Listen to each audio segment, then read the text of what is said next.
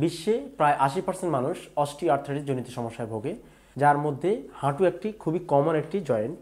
দৈনন্দিন জীবনে কাজকর্ম করতে গেলে আমাদের এই হাঁটুটা খুবই গুরুত্বপূর্ণ। আমরা যখন হাঁটাচলা করি, কাজকর্ম করি, সবচেয়ে বেশি ব্যবহৃত হয় হাঁটুটা।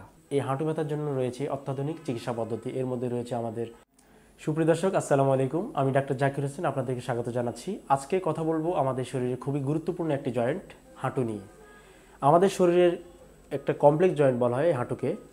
এটি আমাদের শরীরের প্রায় 80% ওজন বহন করে এবং কাজকর্ম করার ক্ষেত্রে এটা প্রায় 150% পর্যন্ত হতে পারে।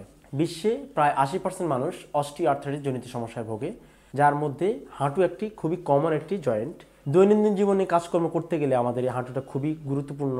আমরা যখন হাঁটাচলা করি, কাজকর্ম করি, সবচেয়ে বেশি ব্যবহৃত হয় হাঁটুটা। এই হাঁটুটি আমাদের শরীরে একটি কমপ্লেক্স জয়েন্ট হওয়ার কারণ হচ্ছে এর মধ্যে জয়েন্টের চারপাশে মাসলের টেন্ডন রয়েছে, জয়েন্ট স্পেসের ভিতরে হচ্ছে আমাদের সাইনোভিয়াল ফ্লুইড রয়েছে, লিগামেন্ট রয়েছে, মিনিসকাস রয়েছে, আর্টিকুলার কার্টিলেজ রয়েছে। যখন কোনো কারণে আমাদের এই মাসল ফাইবার বা টেন্ডন রাপচার হয় বা ছিঁড়ে যায়, কোনো কারণে এসিএল স্পোর্টজনিত কারণে বা আঘাতজনিত কারণে আমাদের এসিএল ছিঁড়ে যায় বা মিনিসকাস ইনজুরি হয়, তখন আমরা হাঁটুতে ব্যথা অনুভব করি।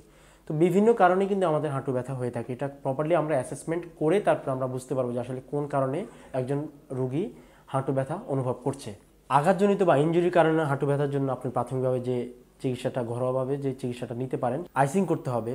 আইসিংটার ক্ষেত্রে আপনি হচ্ছে একটা পাতলা টাওয়েল নিয়ে এর মধ্যে হচ্ছে বরফ রেখে এটা 10 থেকে 15 মিনিট পর্যন্ত আপনি রেখে দিতে পারেন। এটা হতে পারে 3 বেলা করে 4 থেকে 5 দিন। তারপর হচ্ছে ইনস্ট্যান্ট আপনাকে ওই জয়েন্টটা এলিভেট করে রাখতে হবে, উঁচু করে রাখতে হবে।